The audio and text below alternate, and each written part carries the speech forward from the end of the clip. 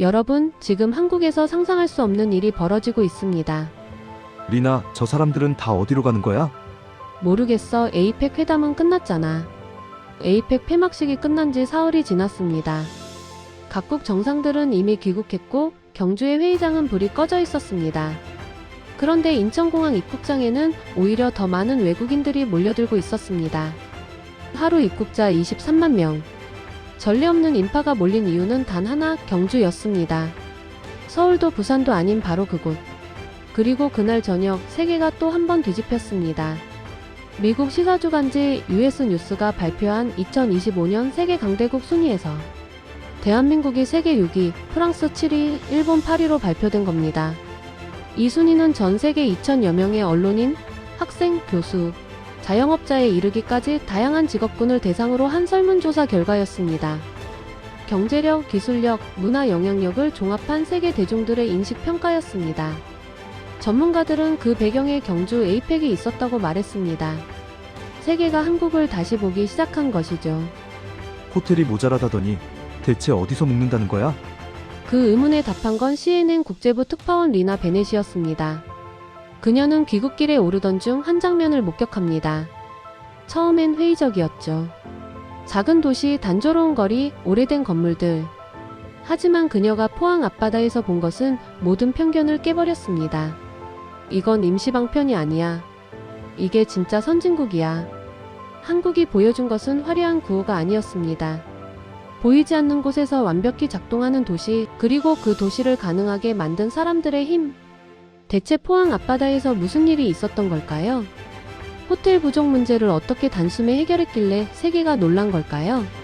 그리고 한국이 세계 6위 강대국으로 도약한 진짜 이유는 무엇일까요? 지금부터 CNN 특파원 리나 베넷이 직접 취재한 바다 위에서 작동한 한국의 기적, 그 충격적인 이야기를 전해드립니다. 영상 시작 전에 구독을 먼저 눌러주세요. 이 채널의 구독은 대한민국의 위대함을 전 세계에 알리는데 큰 힘이 됩니다. 그리고 이 영상을 어디서 보고 계신가요? 지역이나 위치를 말씀해 주시면 그 지역에 대해서도 소통하고 싶습니다. 지역을 말씀하시기 힘드시다면 댓글에 대한민국 화이팅이라고 응원 댓글 달아주세요. 여러분의 구독과 댓글은 영상 제작에 정말 큰 힘이 됩니다. 구독도 하시고 댓글도 다셨다면 이제 이야기 시작합니다. 인천공항 3층 출국장 게이트 앞 전광판의 숫자가 눈에 들어왔습니다. 출국자 3만 명, 입국자 23만 명. 저는 눈을 비비고 다시 확인했습니다. 폐막 사흘 뒤인데 왜 모두 들어오고 있는 거죠? 행사가 끝난 도시로 이렇게 많은 사람이 몰릴 일이 없었어요. 손에 쥔 뉴욕행 탑승권이 땀으로 축축해졌습니다. 입국장 쪽으로 고개를 돌리자 인파가 끝없이 밀려들고 있었죠. 캐리어를 끌고 나오는 사람들의 표정이 이상했습니다. 피곤하지 않았어요. 오히려 설렘으로 가득했죠. 한 무리의 외국인 기업인들이 웃으며 이야기를 나누고 있었습니다. 경주 정말 기대된다는 영어 대화가 들렸어요. 저 멀리 중국어, 일본어, 프랑스 안내 방송이 겹쳐 흘러나왔습니다. 뭔가 놓쳤다. 저는 무의식적으로 탑승권을 접었습니다. 15년간 세계 곳곳의 국제 행사를 취재하며 쌓아온 본능이 경보를 울렸어요. 경주 APEC 정상회의 취재를 마치고 돌아가는 길이었죠. 도착하자마자 정상회담 취재에 바로 투입됐고 회의장과 호텔을 오가는 것만으로도 정신이 없었습니다. 경주라는 도시 자체를 둘러볼 여유는 없었어요. 그저 조용하고 심심한 지방 도시라고 생각했죠. 하지만 지금 이 광경은 달랐습니다. 저는 게이트 직원에게 다가갔습니다. 저 사람들 어디로 가는 거예요? 직원이 고개를 들었죠. 대부분 경주행이라고 하던데요. 그 순간 저는 탑승권을 반으로 찢었습니다. CNN 국제부 특파원으로 일한 지 15년째였습니다. 저는 리나 베넷 베테랑 기자였죠. 뉴욕 본사에 전화를 걸었어요. 데스크는 황당해했습니다. 폐막됐잖아요, 베넷. 이미 메인 기사도 나갔고요. 저는 짧게 대답했죠. 폐막 사흘 뒤에 입국자가 23만 명입니다. 출국자의 8배예요. 이건 정상이 아닙니다. 전화 너머로 키보드 두드리는 소리가 들렸어요. 확인했어요. 숫자가 진짜네요. 계속 취재하세요. 저는 전화를 끊고 입국장 쪽으로 걸어갔습니다. 캐리어를 끌고 경주행 리무진 버스 탑승구로 향했어요. 끝난 줄 알았던 이야기가 이제 시작이었습니다. 경주로 향하는 고속도로는 생각보다 한산했습니다. 리무진 버스 안, 저는 창밖을 바라보며 노트북을 열었어요. 23만 명이라는 숫자가 머릿속을 떠나지 않았습니다. 폐막된 행사에 이렇게 많은 사람이 몰린다는 건 분명 이유가 있었죠. 경주에 도착했을 때는 오후 4시였어요. 버스에서 내리는 순간 저는 멈춰 섰습니다. 거리 곳곳에 설치된 디지털 안내판이 실시간으로 정보를 표시하고 있었어요. 각 관광지까지의 정확한 도보 시간, 다음 셔틀 도착 시간, 현재 혼잡도까지. 영어, 중국어, 일본어, 프랑스어가 3초마다 자동 전환되고 있었습니다. 뉴욕 타임스퀘어에도 없는 시스템이었어요. 보도블록 곳곳에 LED 라인이 깔려 있었습니다. 초록색 선을 따라가면 관광지, 파란색은 셔틀 정류장, 빨간색은 응급시설. 시각장애인을 위한 점자블록 위로는 음성 안내까지 흘러나왔죠. 저는 파란 선을 따라 150m를 걸었습니다. 정확히 그 지점에 셔틀 정류장이 있었어요. 자율주행 셔틀이 표시된 시간에 도착했습니다. 측면 디스플레이에는 실시간 경로와 도착 예정 시간이 표시되고 있었죠. 저는 셔틀에 올라탔어요. 좌석마다 개인 태블릿이 부착돼 있었습니다. 다국어 관광정보, 실시간 교통 상황, 긴급 연락처까지 한 화면에 모여 있었어요. 천장의 공기질 센서는 미세먼지 12마이크로그램, 이산화탄소 420ppm을 표시하고 있었습니다. 샌프란시스코 시범 시스템보다 정교했어요. 셔틀이 출발했습니다. 신호등마다 멈추지 않았죠. 교차로 진입 전 신호등이 미리 초록불로 바뀌었습니다. 우선 신호 체계가 작동하고 있었어요. 저는 태블릿을 터치했습니다. 도시 전체의 차량 흐름이 실시간 지도로 나타났죠. 창밖으로 가로등마다 작은 센서가 보였습니다. IoT 네트워크가 도시 전체를 연결하고 있었어요. 상점마다 붙은 QR코드를 스캔하면 다국어 메뉴, 실시간 재고, 모바일 결제까지 3초 만에 처리됐죠. 한 중국인 관광객이 스마트폰으로 결제하는 모습이 보였습니다. 6개월 만에 이걸 다 구축했다고? 저는 중얼거렸습니다. 이건 단순한 이벤트 준비가 아니었어요. 도시 자체가 재설계된 거였죠. 행사보다 도시를 기억한다는 말이 이제야 이해됐습니다. 셔틀이 시내 중심가에 멈췄습니다. 저는 내려서 주변을 둘러봤어요. 외국인 관광객들이 여전히 거리를 가득 채우고 있었죠. 한 프랑스인 부부가 디지털 안내판 앞에서 경로를 확인하고 있었습니다. 저는 그들에게 다가갔어요. 실례지만 어디 가시는 길이에요? 남성이 웃으며 대답했습니다. 포항이요.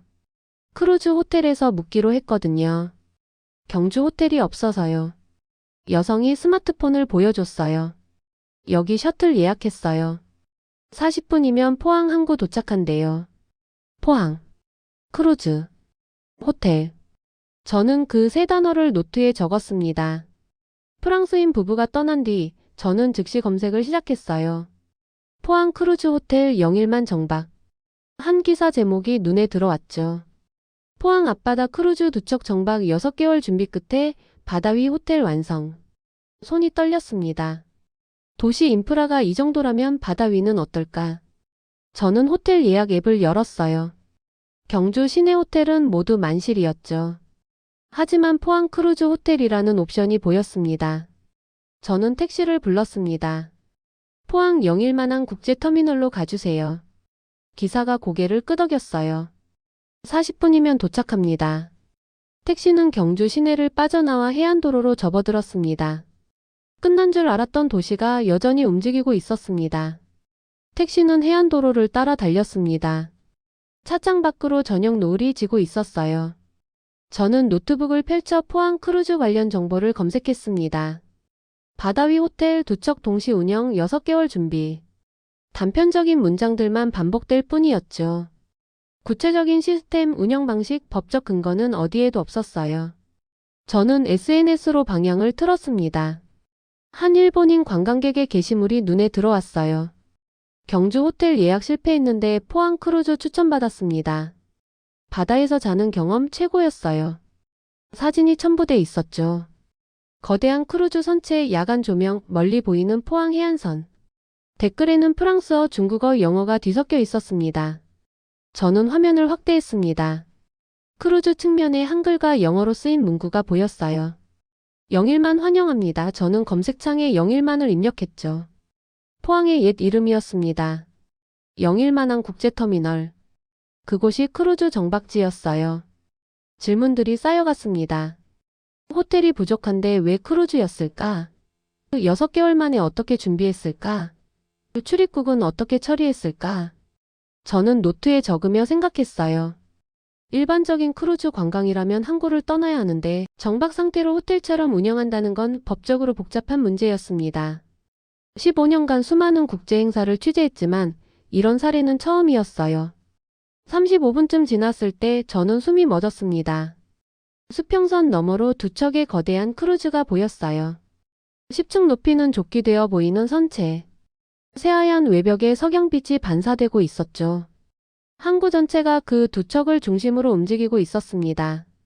저게 호텔이라고? 저는 중얼거렸습니다. 택시가 터미널 입구에 멈췄어요. 저는 요금을 지불하고 내렸습니다. 터미널 건물은 이미 사람들로 붐비고 있었죠. 체크인 카운터, 보안 검색대, 출입국 심사대까지. 공항처럼 정교하게 구성돼 있었습니다. 디지털 안내판이 실시간 정보를 표시하고 있었어요. 1번 크루즈 체크인 마이너스 어동, 2번 크루즈 체크인 마이너스 비동, 셔틀 운행 마이너스 15분. 간격전은 안내판을 보며 걸었습니다. 출입국 심사대 앞에 줄이 길게 늘어서 있었어요. 하지만 흐름은 빨랐죠. 한 사람당 평균 20초. 여권 스캔, 얼굴 인식 통과. 자동화된 시스템이 완벽히 작동하고 있었습니다. 저는 안내 데스크로 향했습니다. 젊은 직원이 능숙한 영어로 응대하고 있었어요. 제 차례가 왔을 때 저는 명함을 꺼냈죠. CNN 특파원입니다. 취재 협조 가능할까요? 그 직원이 명함을 받아들고 잠시 생각했습니다. 담당자에게 연결해 드릴게요. 그는 내선 전화를 걸었어요. 2분 뒤 중년의 남성이 나타났습니다. 포항시 해양항만국장 김도연입니다. 그는 악수를 청했죠. 저는 그의 손을 잡으며 물었습니다.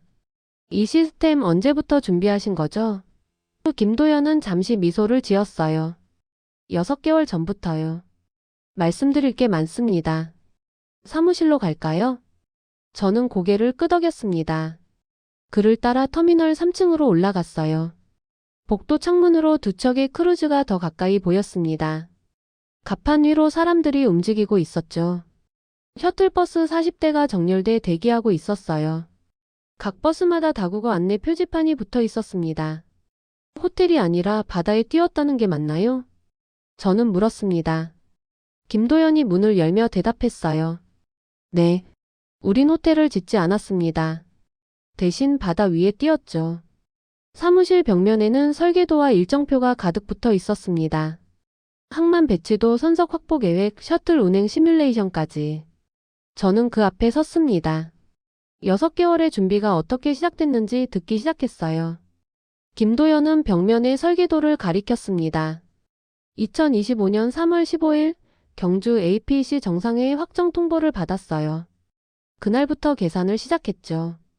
그는 한 장의 문서를 펼쳤습니다. 빼곡한 숫자들이 보였어요. 예상 방문객 35만 명, 경주 숙박시설 수용 인원 8만 명. 27만 명이 모자랐습니다. 저는 숨을 죽이고 들었습니다. 호텔을 짓기엔 시간이 없었어요. 6개월 안에 27만 명을 수용할 방법. 우리가 선택한 건 바다였죠. 김도연은 항만 배치도를 펼쳤습니다. 크루즈 2척 각 3천 객실. 총 6천 객실 1만 2천 명 수용. 나머지는 부산, 울산, 분산 배치했습니다. 저는 노트에 숫자를 적었어요. 문제는 법이었습니다. 김도연이 또 다른 파일을 꺼냈죠. 크루즈는 출항해야 호텔 면허가 필요 없어요. 하지만 정박 상태로 6개월 운영, 전례가 없었습니다. 해수부, 법무부, 관세청을 설득해야 했죠. 그는 3개월치 회의록을 보여줬습니다. 47번의 회의, 126건의 문서. 저는 페이지를 넘기며 감탄했어요. 간소화 출입국 제도, 임시 정박 허가 특별 통관 절차. 모든 게 새로 만들어진 시스템이었죠. 6월 20일 최종 승인이 떨어졌습니다. 김도연은 달력을 가리켰어요. 크루즈 입항까지 3개월.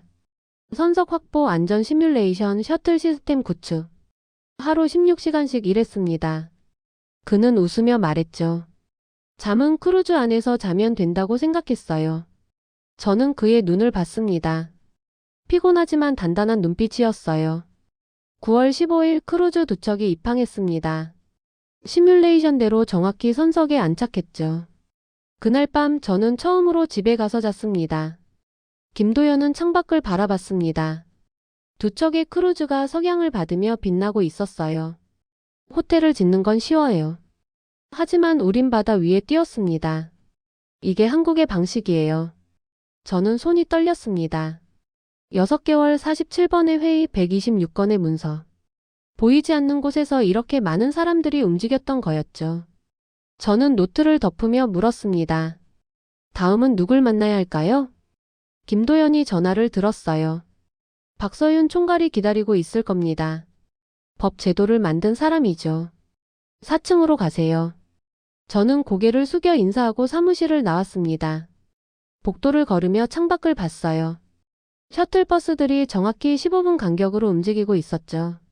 사람들이 질서 있게 탑승하고 있었습니다. 모든 게 계획대로 작동하고 있었어요. 4층 엘리베이터 문이 열렸습니다. CNN 리나 베넷입니다. 박서윤 총괄님을 찾아왔어요. 젊은 여성이 악수를 청했죠. 기다리고 있었습니다. 들어오세요. 저는 그녀를 따라 회의실로 들어갔습니다.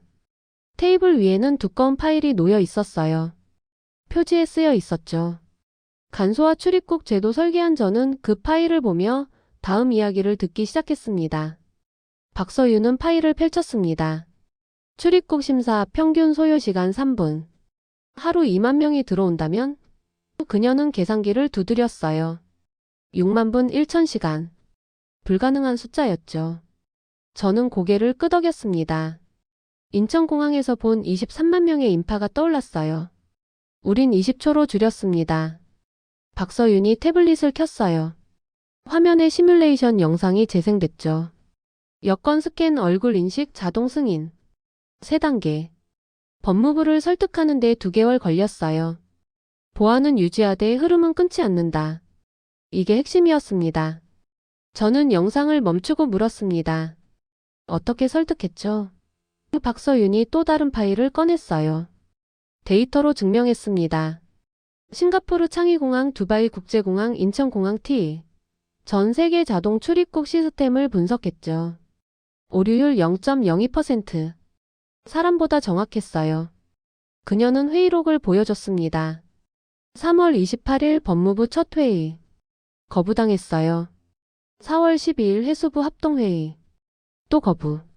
4월 30일 관세청까지 참여한 3자 회의. 그때 돌파구가 열렸죠. 박서윤은 미소 지었습니다. 규칙은 사람을 돕기 위해 있는 거예요. 막기 위해서가 아니라. 저는 그 문장을 노트에 적었습니다. 5월 15일 간소화 출입국 제도 초안 완성. 6월 20일 최종 승인. 그녀는 승인 문서를 펼쳤어요. 법무부, 해수부, 관세청 직인이 선명했죠. 이 문서 하나 만드는데 83일 걸렸습니다. 하지만 덕분에 하루 2만 명이 20초 만에 통과할 수 있게 됐어요. 박서윤은 창밖을 가리켰습니다. 출입국 심사대의 줄이 빠르게 줄어들고 있었어요. 저 시스템은 지금도 작동 중입니다. 폐막 이후에도요. 23만 명이 들어올 수 있었던 이유죠. 저는 숨을 깊이 들이쉬었습니다. 이게 끝이 아니에요. 박서윤이 다른 파일을 펼쳤죠. 셔틀 40대 기사 160명 다국어 안내 시스템. 현장을 움직인 사람이 따로 있습니다. 그녀는 전화를 들었어요. 오세진 매니저 지금 어디세요? CNN 기자가 만나고 싶어 해요. 전화 너머로 남성의 목소리가 들렸습니다. 1층 셔틀 대기소에 있어요. 내려오세요. 박서윤이 저를 봤어요. 가보세요. 진짜 현장은 저 아래 있습니다. 저는 엘리베이터를 탔습니다. 1층으로 내려가는 동안 생각했어요.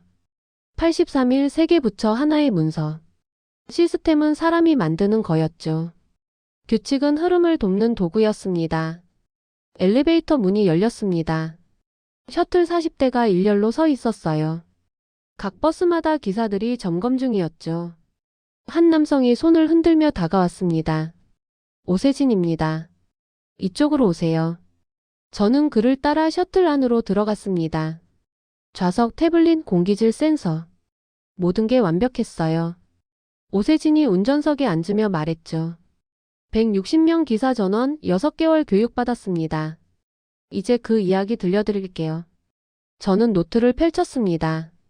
오세진은 운전석에서 태블릿을 켰습니다. 기사 160명, 평균 연령 48세. 경력은 10년 이상이었어요. 하지만 다국어 응대는 처음이었죠. 화면에 교육 일정표가 떠올랐습니다. 4월부터 9월까지 매주 토요일 오전 8시. 6개월간 매주 4시간씩 교육했어요. 영어 기본 회화, 응급 상황 대처, 문화 차이 이해까지. 저는 화면을 응시했습니다. 5월 20일 첫 시뮬레이션을 돌렸어요. 오세진이 영상을 재생했죠. 버스 40대가 동시에 출발하는 장면이었습니다. 15분 간격 정시 운행. 첫 시도에서 12대가 지각했어요. 평균 3분씩. 그는 쓴웃음을 지었습니다. 김도연 국장님이 그러시더라고요. 정시는 기술이 아니라 배려의 표현이라고. 3분 지각은 승객 200명의 시간을 뺏는 거라고. 저는 노트에 그 문장을 적었어요. 그날 이후 매일 시뮬레이션 돌렸습니다. 6월, 7월, 8월. 90일 동안 한 번도 빠짐없이요. 오세진은 창밖을 가리켰습니다. 지금 출발하는 셔틀이 보였어요. 정확히 오후 6시 15분. 저 버스 1초 오차도 없이 출발합니다. 90일 훈련의 결과죠. 그는 태블릿을 넘겼습니다. 기사들의 얼굴 사진이 나타났어요. 이분들 응급처치 교육도 받았습니다. 심폐소생술, 하임리히법, 기본 외상 처치까지. 저는 놀라서 물었습니다. 왜 거기까지? 오세진이 진지하게 대답했어요. 외국인 승객 중 누군가 쓰러질 수 있잖아요. 병원까지 15분. 그 시간이 생명을 좌우할 수 있죠. 우린 운전만 하는 게 아니에요. 사람을 책임지는 겁니다. 저는 손이 떨렸습니다. 9월 10일 최종 점검. 오세진이 마지막 파일을 펼쳤어요. 160명 전원 테스트. 영어 회화, 응급처치, 정시 운행. 모두 통과했습니다. 9월 15일 크루즈 입항과 동시에 셔틀 운행 시작했죠. 그는 창밖을 바라봤습니다. 셔틀 한 대가 승객들을 태우고 출발했어요. 기사가 다국어 안내방송을 시작했죠. 영어, 중국어, 일본어.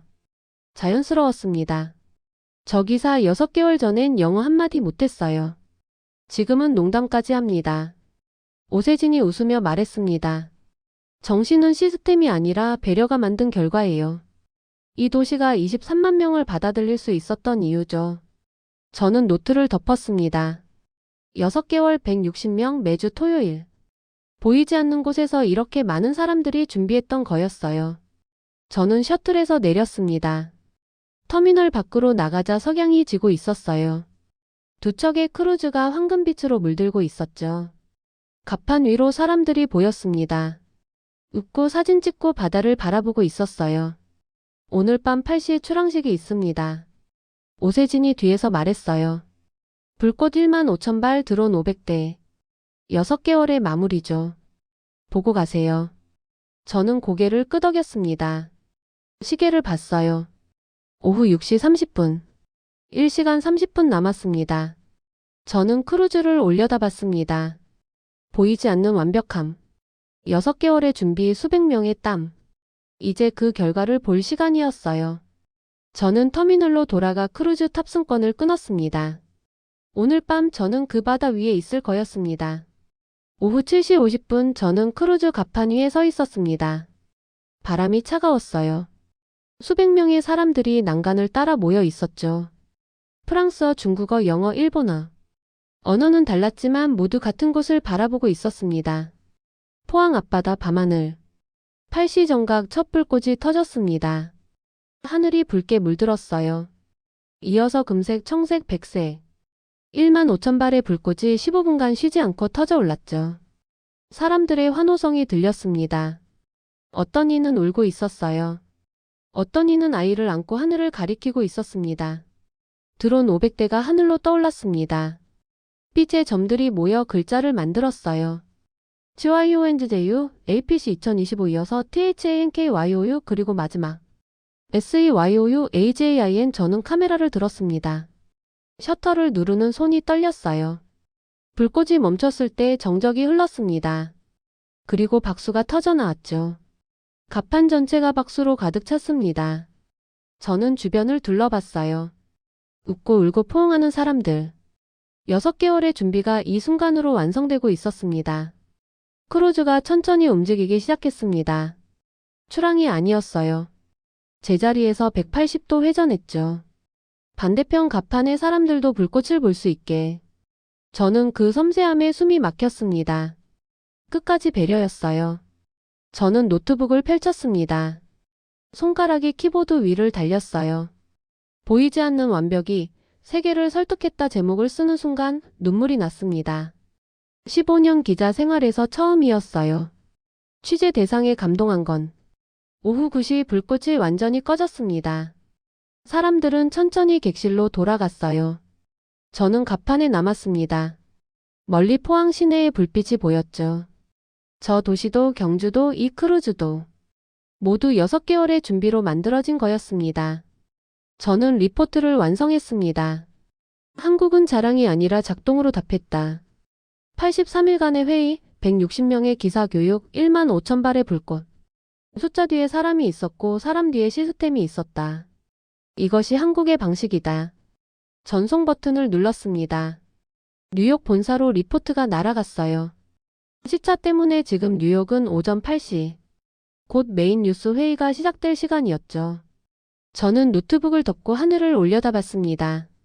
별이 보였습니다. 다음 날 아침 6시 저는 크루즈 객실에서 눈을 떴습니다.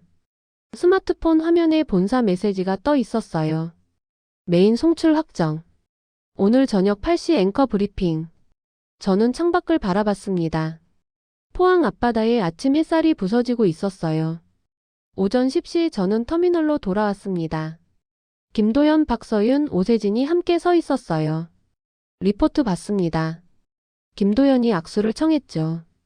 고맙습니다. 저는 고개를 저었습니다. 감사는 제가 드려야 해요. 진짜 이야기를 보여주셔서. 박서윤이 태블릿을 보여줬습니다. 어젯밤부터 지금까지 입국자 수 32,000명. 모두 20초 안에 통과했어요. 오세진이 덧붙였죠. 셔틀 240회 운행. 지각 0건입니다. 저는 그 숫자들을 노트에 적었습니다. 오후 3시 경주로 돌아가는 택시 아니었습니다. 스마트폰이 울렸어요. 뉴욕 본사였죠. 베넷 큰일 났어요. US 뉴스에서 방금 발표했어요. 세계 강대국 순위. 저는 숨을 멈췄습니다. 한국이 6위에 올랐어요. 프랑스 7위, 일본 8위. 당신 리포트 타이밍 완벽해요. 저는 택시기사에게 말했습니다. 경주역으로 빨리 가주세요. 기사가 속도를 높였어요. 저는 노트북을 열고 추가 취재를 시작했습니다. US 뉴스 세계 강대국 순위. 경제력, 군사력, 문화력, 외교력. 한국이 6위. 경주역에 도착했을 때는 오후 4시였습니다. 저는 역 앞 카페에 앉아 리포트를 수정했어요. 같은 주 발표된 US 뉴스 세계 강대국 순위에서 한국은 6위에 올랐다. 프랑스, 일본을 제쳤다. 이유는 명확했다. 화려함이 아니라 작동이었다. 오후 8시 뉴욕 CNN 본사 메인 뉴스가 시작됐습니다. 앵커가 오프닝을 열었어요. 한국이 세계 강대국 6위에 올랐습니다. 그 이유를 경주와 포항에서 찾을 수 있습니다. 리나 베넷 특파원의 리포트입니다. 화면에 제 리포트가 송출됐습니다. 인천공항 23만 명, 경주 스마트시티 인프라, 포항 크루즈 2척. 6개월의 준비, 83일의 회의, 160명의 교육. 불꽃 1만 5천 발, 드론 500대. 모든 장면이 3분 30초에 담겼어요. 앵커가 멘트를 이었습니다. 한국은 자랑이 아니라 작동으로 답했습니다. 보이지 않는 완벽함, 그것이 세계를 설득했습니다. 화면이 꺼졌어요. 저는 노트북을 덮고 창밖을 바라봤습니다. 경주거리에는 여전히 사람들이 걷고 있었습니다. LED 안내판, 셔틀, 디지털 시스템 모두 작동하고 있었어요. 저는 중얼거렸습니다. 보여주지 않아도 돼요. 이렇게 작동하면 세계가 봅니다. 다음 날 저는 인천공항에 있었습니다. 이번엔 정말 뉴욕행 비행기를 탔어요. 이륙 직전 창밖으로 서울이 보였습니다. 저는 미소 지었죠. 15년 기자 생활에서 가장 중요한 취재였습니다. 비행기가 떠올랐습니다. 구름 위로 올라가며 생각했어요. 한국의 진짜 경쟁력은 화려함이 아니었습니다. 사람과 시스템, 배려와 실행력. 보이지 않는 완벽함이었죠. 저는 노트 마지막 장에 적었습니다. 한국 세계 6위. 당연한 결과였다. 지금까지 감동뉴스 TV였습니다. 구독과 좋아요는 영상에 큰 힘이 됩니다. 감사합니다.